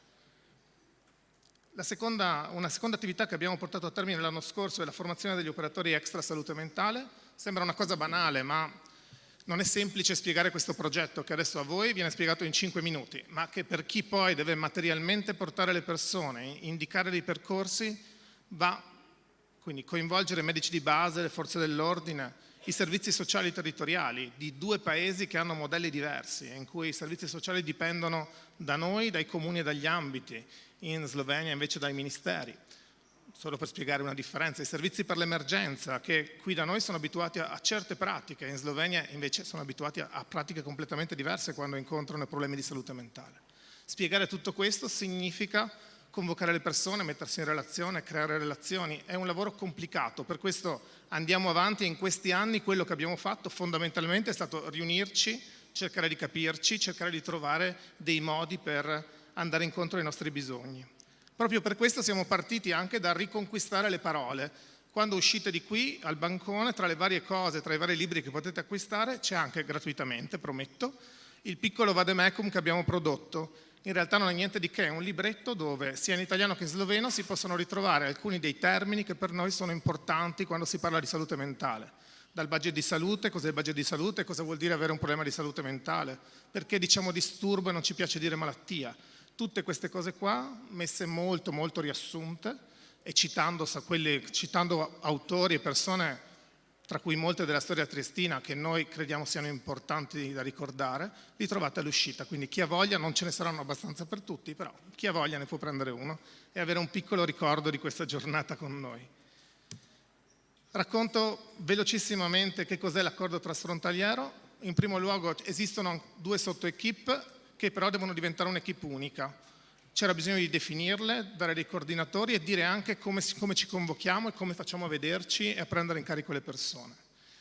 Stabilire dei criteri di inclusione. Abbiamo pensato e deciso di preferire includere in questo progetto inizialmente, perché è un progetto pilota, persone giovani con meno di 35 anni, che abbiano un problema di salute mentale rilevante che ha condizionato fortemente la loro vita e che, se possibile, non abbiano problemi che si incrociano in altri ambiti o problemi di confine, quindi grandi problemi neurologici, grandi problemi nell'uso di sostanze e anche problemi legali, perché i problemi legali creano delle difficoltà nel passaggio da uno stato all'altro e quindi avrebbero creato una complicazione aggiuntiva. Abbiamo anche deciso però che l'equipe congiunta è libera anche di derogare da qualche principio, no? Proprio per dire che in realtà i diritti sono cose che si formano se si è anche flessibili nell'esercizio.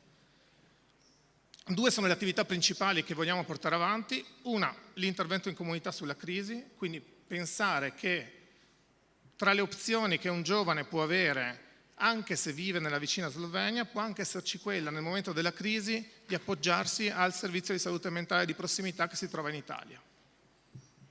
Una cosa semplice che non è un obbligo, un percorso obbligato, è un'opzione tra le tante che ci possono essere.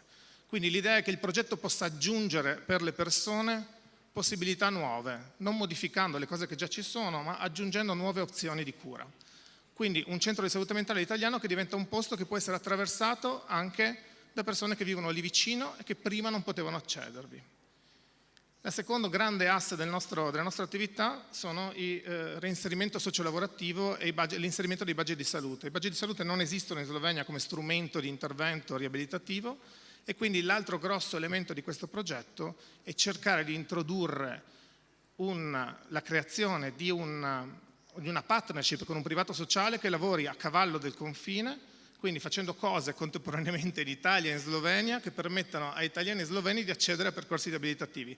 Sembra semplice, perché in realtà si svolge tutto nella stessa macro città di 40, 50, 60 mila abitanti, ma non lo è affatto.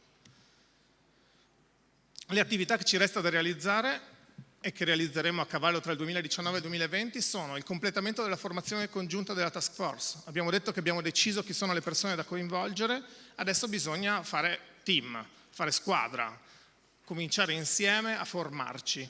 Per questa formazione, tra l'altro, abbiamo chiesto anche aiuto al Dipartimento di Salute Mentale di Trieste, che ci ospiterà per 2 delle giornate che sono previste, e abbiamo affidato questa cosa anche attraverso il lavoro delle cooperative triestine.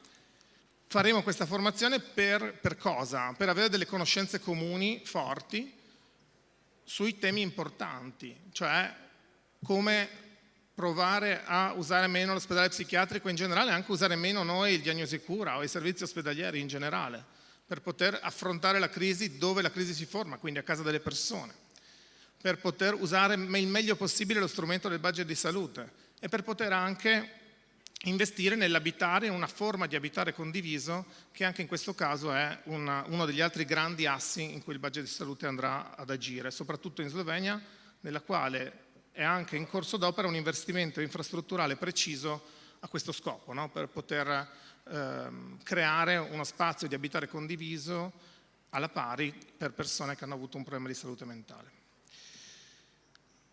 La formazione della task force avverrà in 4 giornate formative tra Trieste, Gorizia e Nova Gorica, affronterà temi che ho già brevemente ricordato prima, quindi i luoghi dell'abitare, la pratica del budget di salute, quindi non la teoria, ma come materialmente si fa, come facciamo a crearne uno in queste condizioni molto particolari, la gestione della crisi sul territorio, che è un aspetto cruciale, perché si tratta di passare da una situazione nella quale l'ospedale psichiatrico di cui si parlerà dopo è a una grande distanza da Gorizia e quindi da trovare dei modi per fare in modo che diminuire da un lato l'accesso all'ospedale psichiatrico non significhi diminuire la qualità delle cure, assolutamente, ma significa invece implementare la qualità delle cure stesse.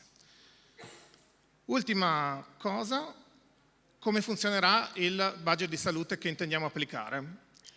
Ovviamente la cosa principale e più importante che si fa quando si inizia a parlare di budget di salute è coprogettare, quindi coinvolgere nella creazione tutti gli interlocutori possibili. In primo luogo un privato sociale di qualità a cui c'è un bando in corso che deciderà a chi verrà affidato questo progetto, con il quale dovremo coprogettare che cosa? Quali sono gli interventi? Quali sono gli assi di intervento che noi abbiamo chiesto a questo privato sociale di implementare?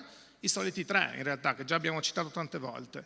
Abbiamo però richiesto una particolare attenzione su 2 assi, sull'asse del lavoro per quanto riguarda soprattutto la parte italiana, sull'asse dell'abitare per quanto riguarda soprattutto la parte slovena. Quindi rispetto a questo, la coprogettazione attraverserà 2 fasi, la coprogettazione collettiva, cioè individuare su quale aree di lavoro vogliamo sviluppare l'intervento e in quali spazi trovare degli spazi per abitare, cosa intendiamo per abitare condiviso, e ovviamente una coprogettazione invece sul singolo caso, perché ogni caso è a sé e quindi ogni volta bisognerà coprogettare e co-creare insieme. Grazie e passo la parola.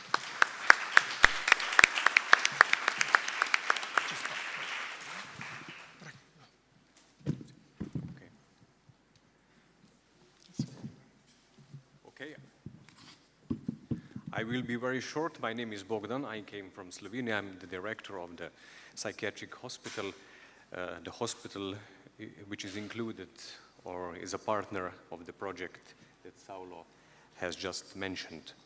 So I will speak a little bit about that, why this project is important from the Slovenian side and what is the role of the hospital in the project. So this project is really very unique. It is unique in two ways because it is addressed towards people dealing with mental health problems. And secondary, the project, however, unites free healthcare providers in local area. As we heard, Azienda Sanitaria numero 2 Bassa Friulana Izontina in Gorizia, primary healthcare center in Nova Gorica on the Slovenian side, and Idrija Psychiatric Hospital as a regional provider of mental health services. Well, the project is a good opportunity to connect two very different mental health systems, the Italian community-based system and the Slovene system, which predominantly still relies mainly on institutional forms of assistance. The goal, of course, is to identify points of care that can unite both systems despite the differences, but above all to actively exchange experiences between especially Italian and Slovene mental health experts and good practice of our work in the community.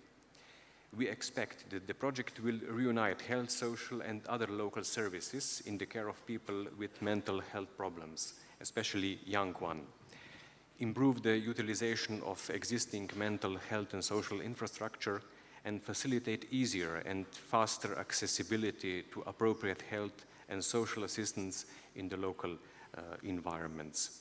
One of the main objectives of the project is to provide better integration of mental health and social services in the cross-border area, to start with pilot projects and new innovative practices for better protection of young patients in order to prevent them from unnecessary institutionalization, social exclusion, and chronicity. So what the joint team will try to achieve is an integrated mental health care system on both sides of the green border in Italy and Slovenia. And that includes early diagnosis, social joint action in crisis, and labor inclusion. So where is the role of our hospital in Idrija? Idrija is a town based 60 kilometers away from the area where the project is running, so very far away from that site. But still, as you know, in Slovenia, community-based treatment is now developed last 10 years. And more or less, hospitals, psychiatric hospitals, and only a few primary health centers are providing such a care. So the psychiatric hospital, with its experts, plays an important role in the Salute Zdravje, Zdravstvo project. Idrija Psychiatric Hospital is a modern regional psychiatric hospital focused on providing professional, safe care according to international accreditation standards. Our primary aim, of course, is to enhance the health autonomy and empowerment of individuals facing mental health problems. As the first psychiatric hospital in Slovenia, we recognized the importance of community treatment. Following the reduction of hospital beds in 2008, we began with the first and still we began with the development of community psychiatric treatment in the western part of Slovenia, where the project is running. And in 2015, as the first psychiatric hospital in Slovenia, we provided a program of home visits provided by our experts, different kind of experts. With the reliable support of our multidisciplinary team, so psychiatrists, clinical psychologists, nurses, occupational therapists, and social workers, we enable our patients, after being discharged from hospital, frequent monitoring of their conditions and needs, faster recovery in their home environment, which significantly contributes to enhancing their independence, confidence, and feel of security. Professional support and good cooperations between social and health services led to reduction of hospitalization needs, and it means a greater involvement of people with mental health problems in their daily work and community life. So our program of hospital community-based treatment is designed to provide easier access to needed help and social care and better connectivity of mental health services so we can respond more quickly to the needs of people with mental disorders. So our team very well coordinates with primary care services, social services, NGOs, which is an excellent example of good practice and encouragement. And in our hospital, we are very proud of that program.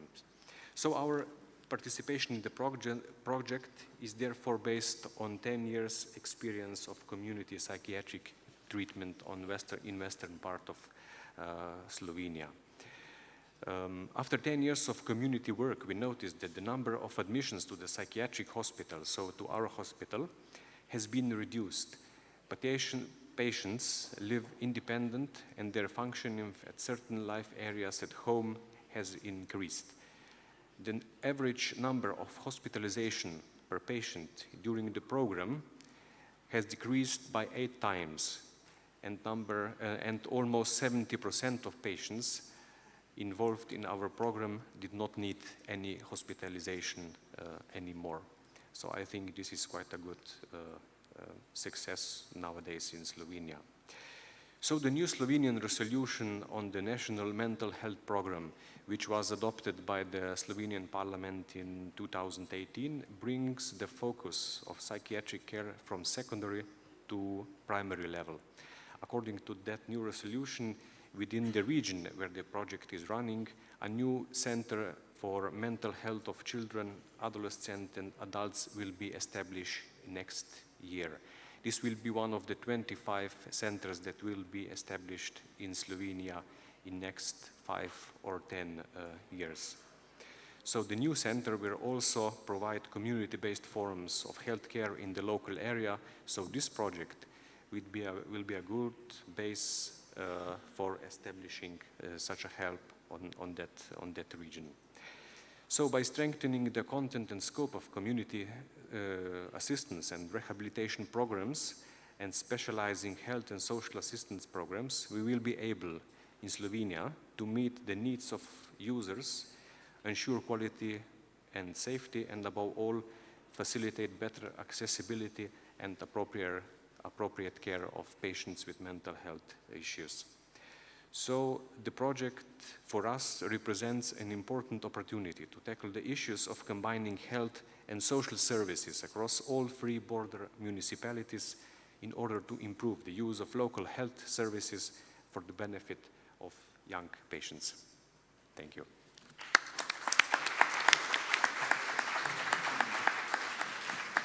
It's a very good example of collaboration and good results. So, thank you very much. Regina, now we're going to have a brief presentation about what's happening in Poland.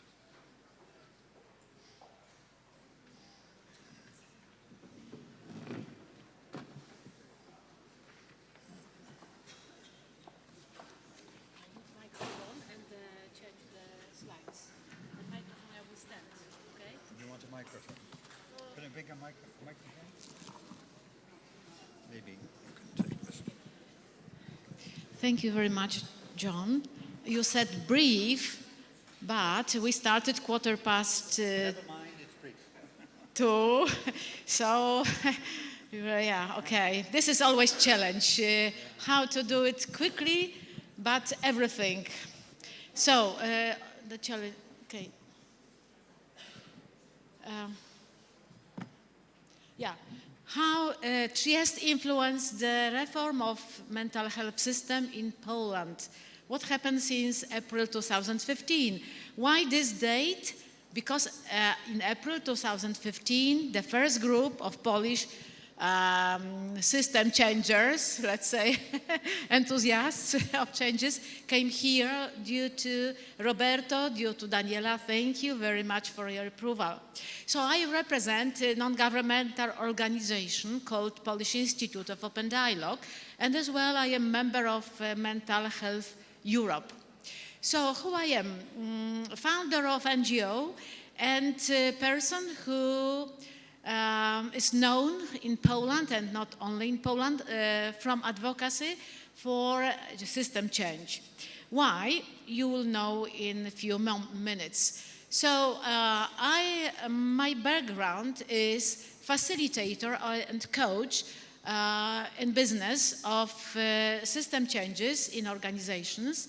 And I work for Leadership Management International with headquarters in Waco, Texas, and I work in Poland.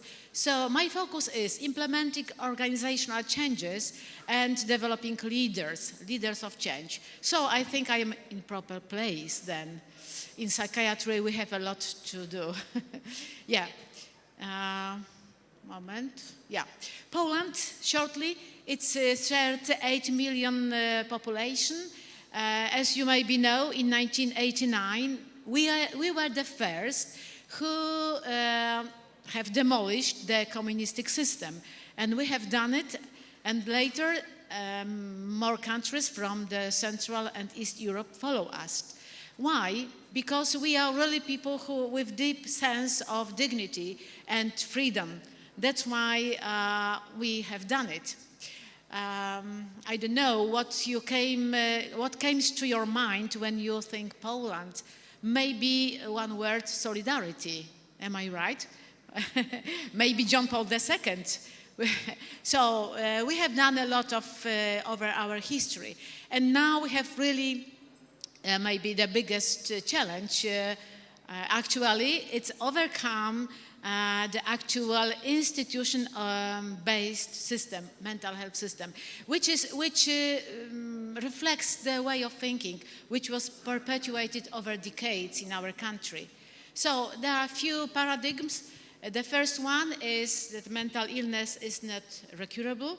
It's nothing new. Yesterday and today, some people said that.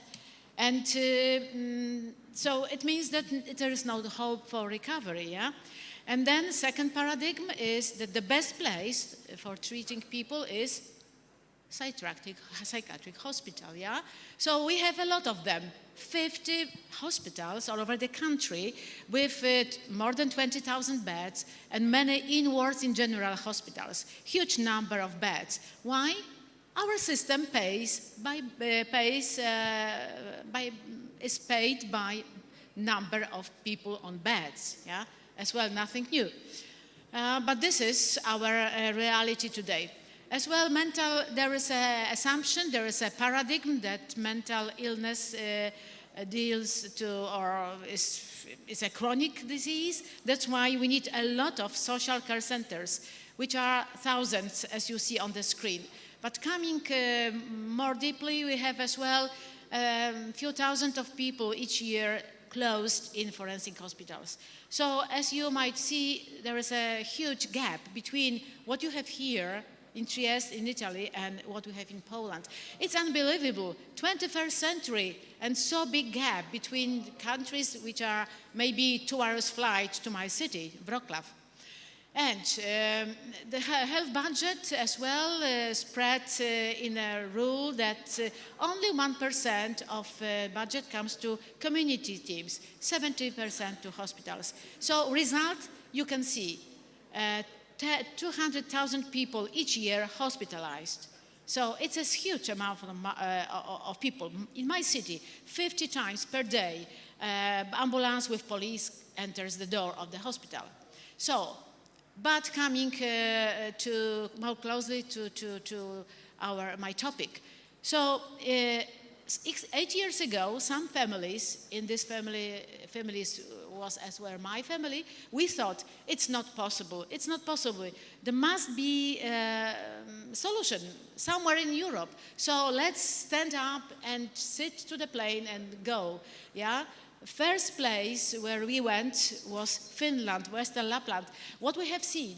We have seen unbelievable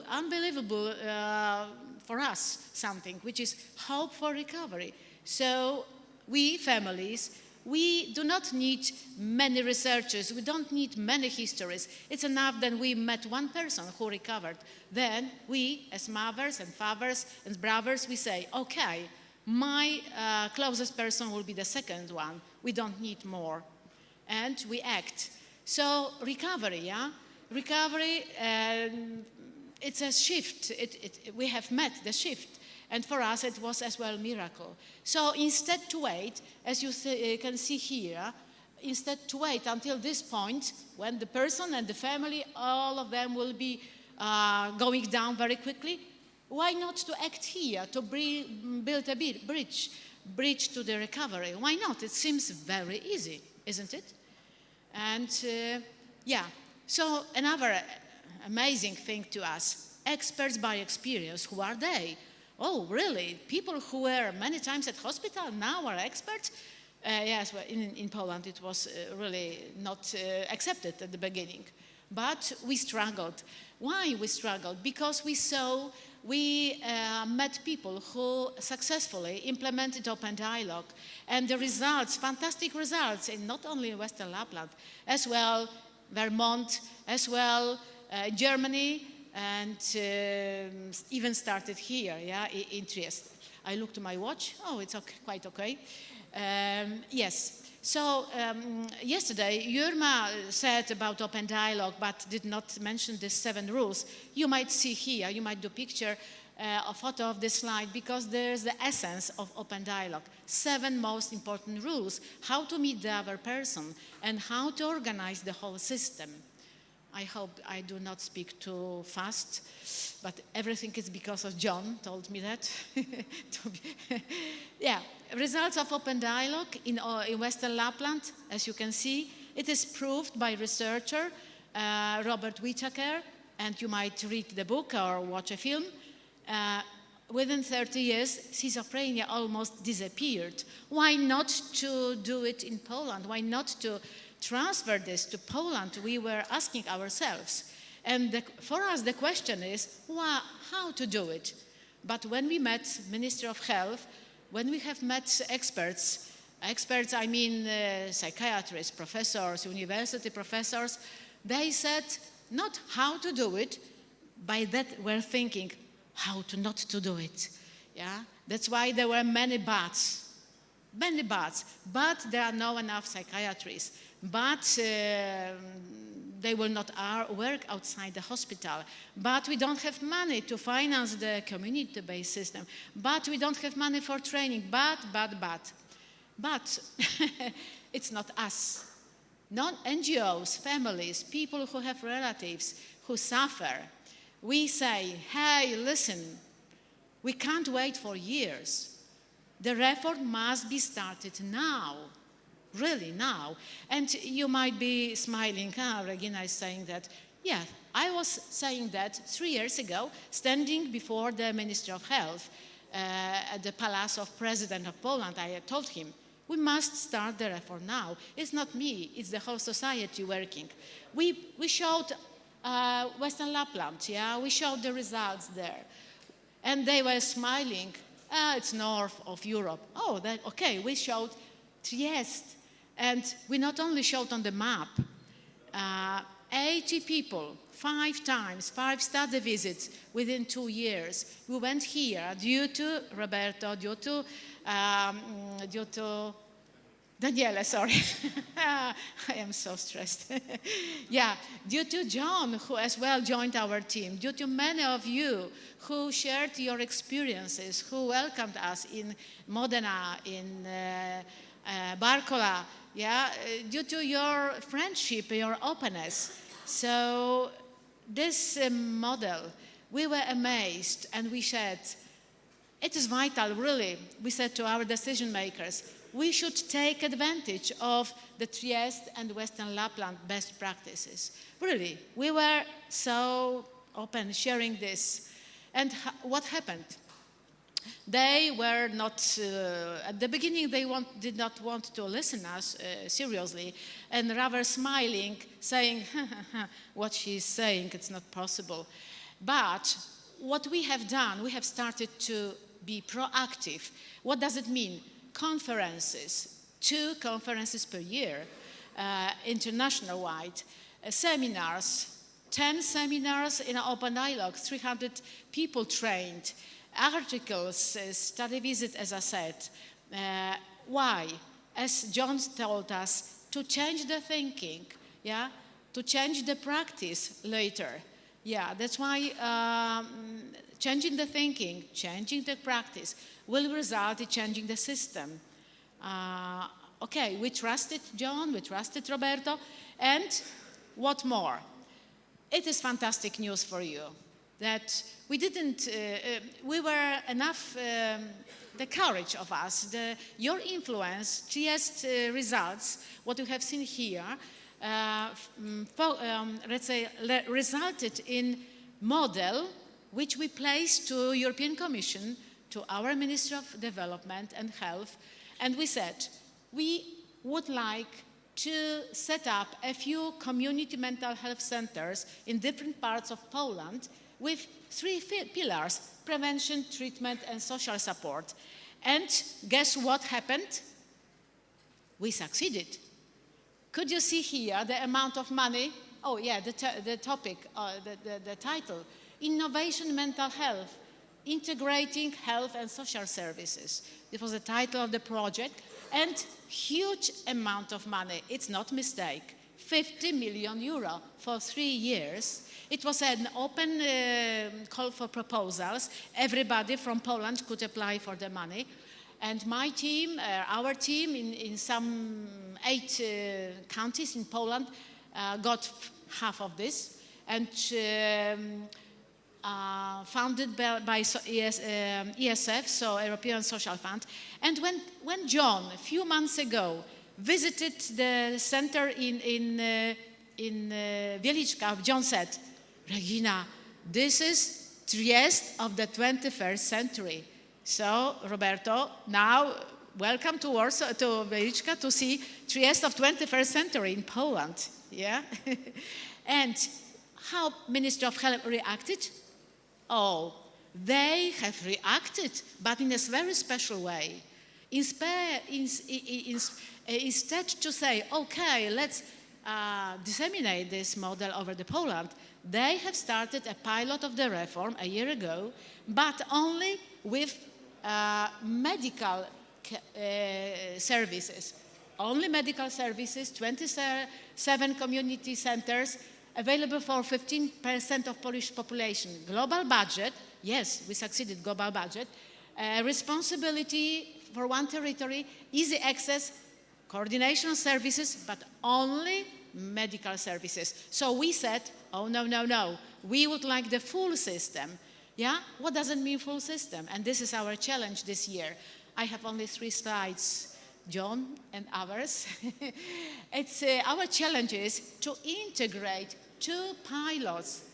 One pilot is this of Ministry of Health, yeah, with medical services. Another pilot, we say, is ours. Ours, and mean these people over the country, because our model is based on 5 pillars: prevention, medical services, social services, open dialogue,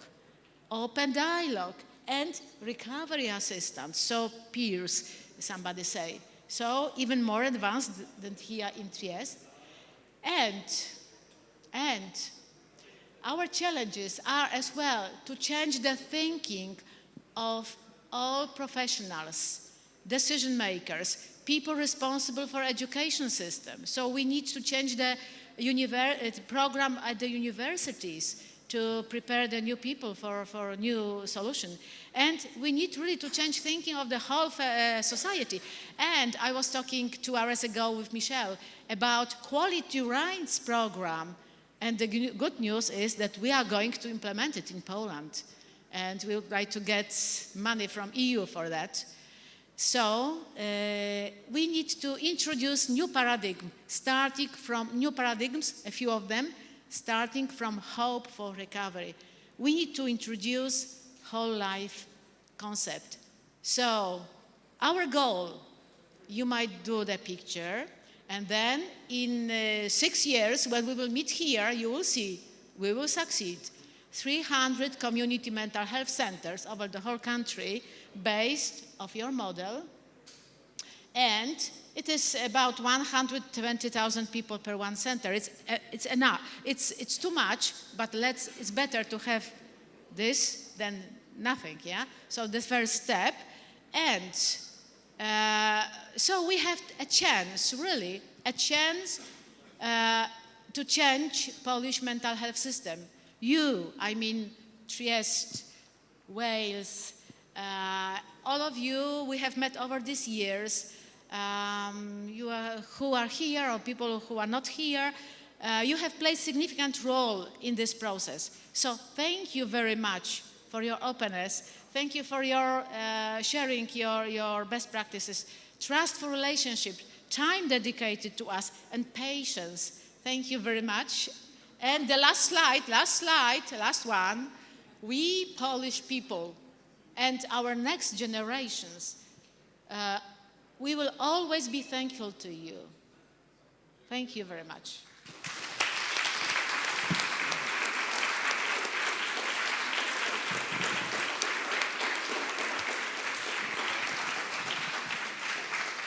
Thank you for this applause, and if you would like me to help your NGOs in your countries to really stand up and have a significant voice, you can have my email address, it was for a moment ago, and I can come to you.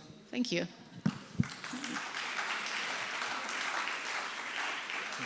This is an example of how one person can change a whole system. Thank you, Regine. Thank you very much to all the speakers, and sorry for the bit of a delay for the coffee break.